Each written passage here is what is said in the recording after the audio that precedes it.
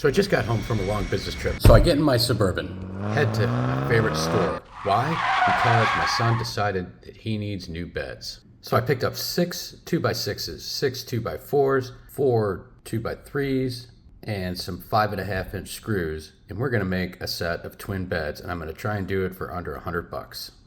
I begin by measuring the mattress. Then I start cutting the wood.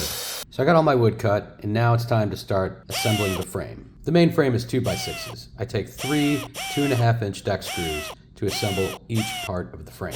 When that's done, I put the 2x3 cleats inside the frame that are going to hold the cross bracing. Then I assemble the legs and then the headboard. After about 30 minutes, voila, twin bed number 1. Rinse and repeat. Each mattress is 75 inches long by 39 inches wide.